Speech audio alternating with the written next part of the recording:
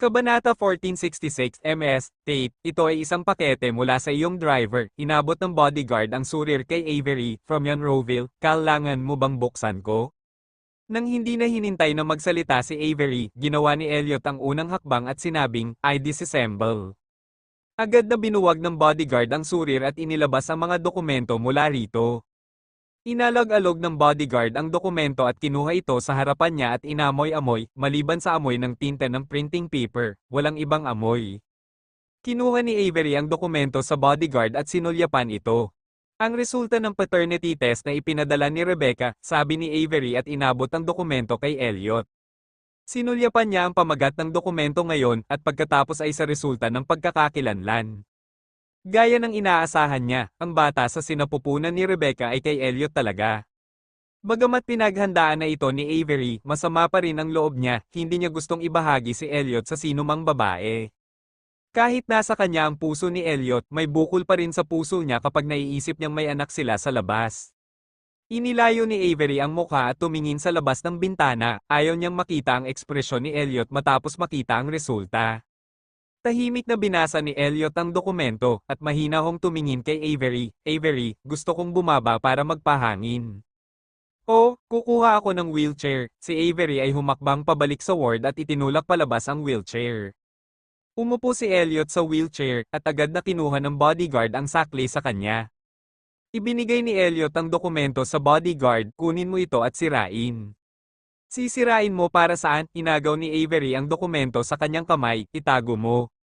Bakit itago ito para sa akin? Nagtaas ng mata si Elliot para tignan siya, hindi ba masaya na itago ito para sa sarili ko, kung ang batang ito ay kahit anong gusto ko sa sarili kong pagkukusa, tiyak na tatalikuran mo ako.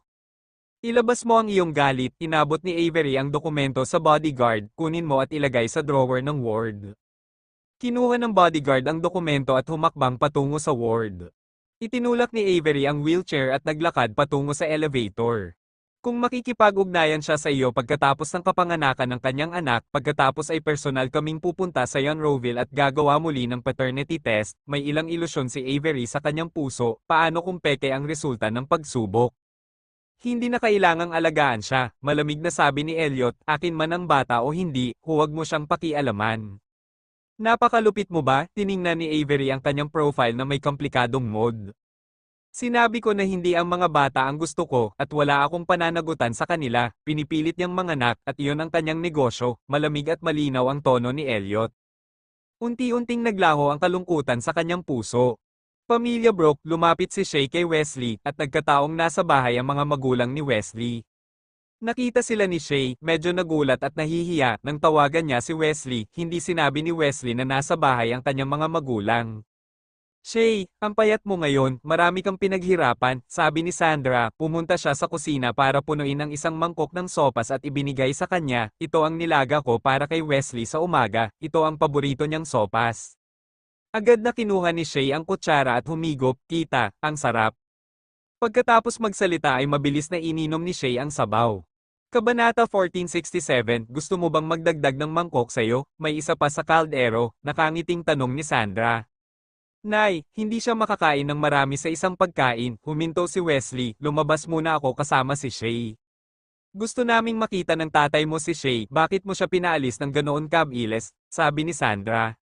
Narinig ni Shay ang mga salita, at agad na kinuha ang kamay ni Sandra ng masunurin, tita, narinig mo ba ako noong tinawag ko si Wesley? Well, sabi mo gusto mong makita ni Wesley ang kapatid mo, umupo si Sandra sa sofa at tiningnan siya ng mapayapang mga mata, gusto mo ba si Wesley? Ibinaba ni Shay ang kanyang mga mata, medyo nalilito. Lalong naguluhan si Wesley, kung tutuusin ay nagtapat na siya sa kanyang mga magulang tungkol sa kanyang sarili at kay Shay, ang sabi ni Wesley ay kung payag si Shay na makasama siya, aalagaan niya si Shay habang buhay. Ang mga magulang ay walang sinabi sa labas, ngunit alam niya na ang mga magulang ay talagang iniisip. Iba kasi si Shay sa mga ordinaryong babae, sa sandaling magkaroon siya ng isang espesyal na katayuan, si Wesley ay hindi nais na samantalahin siya, at makikita na lamang niya ang kanyang mukha sa hinaharap. Pangalawa, mahina siya at hindi makapagbuntis at manganak ng mga bata tulad ng mga ordinaryong babae. Mahal na mahal ko si Wesley, biglang nag-angat ng ulo si Shay at tumingin kay Sandra na may matatag na tono, tita, kung ayaw mo sa akin, I will try my best to make you like me. Natigilan si Sandra pagkaraan ng ilang sandali, hindi niya napigil ang matawa, paanong hindi kita magugustuhan, simula nung una kitang makita, gusto na kita, ang pagkagusto lang sa iyo at pagtanggap sa iyo bilang asawa ni Wesley ay dalawang magkaibang bagay. Nanay, nangako ka sa akin na hindi mo iisipin ang aking mga personal na gawain, na mula ang mga mata ni Wesley, natatakot siyang malungkot si Shay dahil sa sinabi ng kanyang ina. Kausap ko si Shay, huwag kang humarang, sinama ng tingin ni Sandra ang anak at muling tumingin kay Shay, ibig sabihin ni tita, kung gusto mo si Wesley at gusto mong makasama si Wesley, hindi mo pwedeng i-bully si Wesley, alam kong gusto mong makasama si Wesley dahil mabait siya sa'yo, pero naisip mo na ba, pinakikinggan ka niya sa lahat ng bagay, baka may mali siya? Mom, hindi ako nagkamali, hindi ako dumating, nagkamali ako, hindi napigilan ni Wesley na magsalita. Sinabi ko sa iyong tumigil ka na sa pagsasalita, saway ni Sandra, agad na tinakpan ni Wesley ang kanyang bibig. Kinuha ring ama ni Wesley na si Nolan Brooke ang kanyang anak at umalis sa sala. Masayang sabi ni Sandra, Shay, naiintindihan mo ba ang sinabi ko sa'yo, maaari mong makasama si Wesley, ngunit hindi mo maaaring hayaang madamay si Wesley, I'm just such a son, sana lang maging masaya at ligtas siya. Tita, hindi ko ibubuli si Wesley at hindi ko hahayaang i-bully ng kapatid ko si Wesley, walang iniisip na sagot ni Shay. Tumango si Sandra na may kasiyahan, Shay, may isa pa akong hiling, hindi mo masasabi kay Wesley ang tungkol sa kahilingang ito. Nanlaki ang mata ni Shay, seryosong tumingin sa babaeng nasa harapan niya, at hinintay itong magsalita. Sabi ni Sandra, wala ka sa mabuting kalusugan, kaya hindi ka magkakaanak, pero in the future, if your physical conditions allow, umaasa pa rin ako na magkakaanak kayo ni Wesley. On the way to the hospital, nakita ni Wesley si Shay, medyo nawala si Shay, kaya hinawakan ni Wesley ang kanyang kamay at nagtanong, ano ang sinabi sa iyo ng aking ina, hinayaan ka ba niyang iwan ako? Umiling si Shay, hindi naman kasing sama ng iniisip mo si Auntie, napakagaling ni Auntie. Wesley, kung gayon, ano ang iniisip mo? Natatakot akong mapag-alitan ka ng kapatid ko mamaya, paano kung hindi ko siya makumbinsi? Huminga ng mahina si Shay. Huwag kang mag-alala, gusto man talaga akong pag-alitan ni Elliot, hindi niya ako papagalitan sa harap mo, napangiti si Wesley at sinabi, ngayon lang ako tinawag ng tatay ko sa pag-aaral at sinabi sa akin na hindi nila planong pigilan kami ng nanay ko, well, ang iyong mga magulang ay napakabait na tao, sila ay kasing galing mo, naramdaman ni Shay kung gaano siya kaswerte na nakilala siya at na-in-love sa kanya. Pagdating sa ospital, dinala ni Shay si Wesley sa ward. Nagpapahinga si Elliot nang makita silang dalawa ay agad silang inilabas ni Avery para mag-usap. Kinausap pa ni Elliot kung bakit hindi pa kayo dumating bago siya nakatulog, nagtaas ng kilay si Avery, at nagpatuloy, nagsalita siya tungkol sa inyong dalawa, at pag-uusapan niya ito pagkatapos niyang ma-discharge sa ospital, I guess hindi niya naisip kung ano ang gagawin. Kabanata 1468 Well, hintayin natin hanggang sa makalabas si Elliot sa ospital, sinulya pa ni Wesley ang oras at nagtanong, Avery, bakit maagang natulog si Elliot, kumain na ba siya ng tanghalian? Hindi pa ako kumakain, kung gusto niyang matulog, hayaan mo siyang matulog, medyo nagutom si Avery, tere kain tayo sa labas, may mga nurse at bodyguards na nagbabantay sa kanya dito, magiging okay siya. Wesley, sige, lumabas sila ng ospital at nakakita ng malapit na restaurant na nakaupo. Nang mag-order, kinuha ni Wesley ang menu, sinabi kay Shay kung ano ang bawat ulam, at tinanong siya kung ano ang gusto niyang kainin. Kinuha ni Avery ang tasa ng tubig at humigop, Brother Wesley, alam ba ng mga magulang mo kung ano ang nangyari sa inyo ni Shay? Oo, pumunta si Shay sa bahay ko ngayon, at kinausap siya ng nanay ko. Tama sila, ano ang ugali ni Shay? Natakot si Avery na si Shay ay mali sa pamilyang Brooke. Avery, napakabait sa akin ng tito at tita ko, aktibong sinabi ni Shay, sabi ni Auntie gusto niya ako. Nakangiting alam ni Avery, mabuti yan, kung kasama ko si Shay, hindi ako susundan, magkasama ang mga magulang, naisip ni Wesley ang kanilang kinabukasan, sinabi ni Shay na gusto niyang magpalaki ng isang sanggol, napakagaling, dapat kang bumalik sa trabaho sa ospital sa susunod, tama? Tinanong siya ni Avery tungkol sa plano niya sa trabaho. Well, medyo gusto ko ang industriyang ito, Kuya Wesley, magiging maayos na kayo ni Shay sa susunod, masaya si Avery para sa kanilang dalawa, I'm waiting for your wedding. Bahagyang namula ang pisngi ni Wesley, hintayin mong gumaling ang katawan ni Shay, formality lang ang kasal, wala akong pakialam.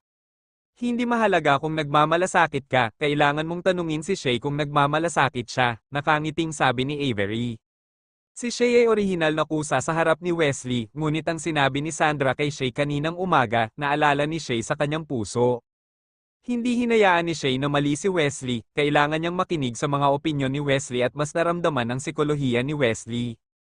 Nakinig ako kay Wesley, nahihiyang sabi ni Shay, Kuya Wesley, Shay kasi sabi mo wala kang pakialam sa kasal, kaya nahihiya akong sabihin na gusto ko ng kasal, pagsusuri ni Avery, kung takot ka sa gulo, hindi mo kailangang magkaroon ng grand wedding, maaari kang pumunta sa resort upang magdaos ng isang maliit at katamtamang laki ng kasal, may sense of ceremony pa naman once in a lifetime lang naman. Tumango si Wesley, pagkalabas ni Elliot sa ospital, kakausapin ko muna siya, kung sakaling hindi siya sumang-ayon. Huwag kang mag-alala, matalas ang bibig at maganda ang puso ni Elliot at sinabi na sa kanya ni Shay na gusto kanyang pakasalan, kaya imposibleng balewalain ni Elliot ang kagustuhan ni Shay, kilalang kilala ni Avery si Elliot. Si Shay ay isang espesyal na pag-iral para sa kanya. Maaaring makipag-away si Elliot kay Avery dahil sa maraming bagay, ngunit hindi kay Shay. Pagkatapos ng tanghalian, pinakiusapan ni Avery si Wesley na ibalik si Shay para magpahinga. Medyo mahina na si Shay ngayon at nagpapagaling pa rin, kaya hindi angkop na manatili sa labas ng mahabang panahon. Matapos silang panoorin na umalis, bumalik si Avery sa ospital. Lumapit sina Mike at Chad, dinala ni Mike ang tanghalian ni Mrs. Cooper, at kumakain si Elliot. Avery, bumalik ka na at magpahinga, nandito si Chad kasama si Elliot sa hapon, sabi ni Mike kay Avery, Mrs. May sipon si Cooper. Tumango si Avery, pumunta sa kama, at tinanong si Elliot, gusto mo bang pakainin kita? Nabali ang kaliwang kamay ni Elliot, bagaman hindi ito seryoso, ngunit hindi kinaya ni Avery na makitang kumakain si Elliot gamit ang isang kamay. Kabanata 1469, Avery, bumalik ka para alagaan si Robert at hayaang makapagpahinga ng mabuti si Mrs. Cooper. Ibinaba ni Elliot ang kanyang mga chopstick, kinuha ang mangkok ng sopas gamit ang kanyang kaliwang kamay, at ipinakita sa kanya na masarap kumain mag-isa. Si Elliot ay may comminuted fracture sa kanyang kaliwang kamay at nagpapahinga ng higit sa 1 linggo, at dapat ay maayos na ngayon. Tapos babalik muna ako, tawagan mo ako kung meron ka, tumagilid si Avery, hinalikan siya sa noo, at mabilis na lumabas ng ward. Natigilan si Elliot, sinunod ni Chad ang musika, kung hindi lang nagkasakit si Mrs. Cooper, malamang na hindi na uuwi si Avery. Umupo si Mike sa tabi ng escort bed at tumingin sa lalaking tahimik na umiinom ng sopas sa kama ng ospital. Elliot, pakiramdam ko nagbago ka na, ngayon lang ako nandito, nahihiya akong sabihin. Anong ibig mong sabihin? Sumulyap si Elliot sa kanya. Ngayon ako ang technical director ng Tate Industries at ikaw ang boss ng Sterling Group, mag-usap tayo. Ipinakita sa kanya ni Mike, balita ko, generous ka noon kay Avery, pero ngayon malaki na ang share mo sa kumpanya, maayos na ang relasyon ninyong dalawa ngayon, para mamuhay ng payapa sa isa't isa, kung maghihiwalay kayong dalawa in the future, hindi mo ba gagawin ang lahat ng gusto mo? Binigyan ni Chad si Mike ng isang kindat at sinabihang tumigil na siya sa pagsasalita. Ngunit hindi pinansin ni Mike ang kanyang mga mata at ipinagpatuloy ang pagtatanong kay Elliot, sa tingin ko ay nagbago na ang nararamdaman mo para kay Avery, dati mahal mo siya ng walang kondisyon, pero ngayon nagsisimula ka ng magkalkula. Mike, tumahimik ka nga, pakiramdam ni Chad ay sobra-sobra na ang sinabi niya, kaya napag-alitan siya. Kahit na magbago ang relasyon ni na Elliot at Avery, ito ay kanilang pribadong bagay, at ang mga tagalabas ay walang karapatang makialam. Chad, dalhin mo sa abogado ang mga dokumento sa drawer, kachat ko si Mike mag-isa, bilin ni Elliot kay Chad. Agad na pumunta si Chad sa cabinet, binuksan ang drawer, at inilabas ang lahat ng dokumento sa loob. Bago lumabas, 2 segundong tinitigan ni Chad si Mike with death eyes. Tumikim si Mike, pagkatapos ay inabot siya at itinulak siya palabas, dalhin mo ang pinto. Lumabas si Chad at sinara ang pinto, inilagay ni Elliot ang lunchbox sa maliit na mesa at inilagay sa susunod na cabinet, pagkatapos ay dinampot niya ang bote ng tubig, binuksan ito, at humigop ng tubig. Mike, nagbago na talaga ako, pag-amin ni Elliot, hindi na ako tulad ng dati, nagbago ang ugali ko kay Avery. Napabuntong hininga si Mike nang marinig ang sinabi ni Elliot.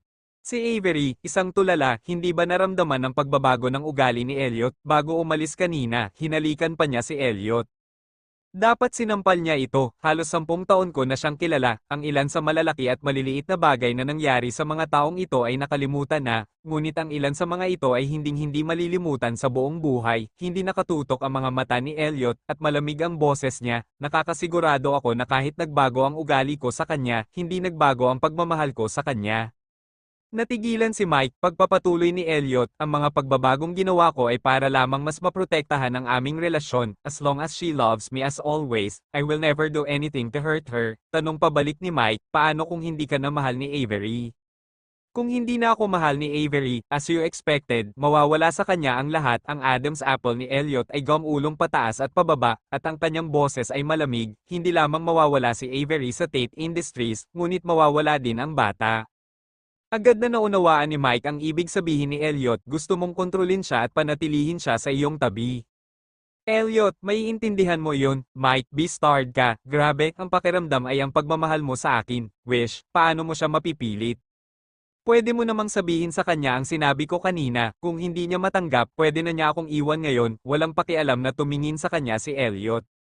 Kabanata 1470. Siyempre hindi sasabihin ni Mike kay Avery ang sinabi ni Elliot ngayon, kung sinabi niya ito, at nakipaghiwalay siya kay Elliot, kailangan siyang talunin ni Chad. Obserbahan niya ang pagganap ni Elliot sa hinaharap, kung balang araw ay hindi maganda ang pakikitungo ni Elliot kay Avery, hahayaan niya agad si Avery na makita ang totoong mukha ni Elliot. Si Chad ang nagmaneho ng sasakyan at ipinadala ang mga dokumento sa law firm. Kinuha ng abogado ang mga dokumento mula sa kanya at humihingi ng tawad. Chad, salamat sa iyong pagsusumikap, balak ko sanang pumunta ng tanghali, pero nagmamadali ako, katapos lang.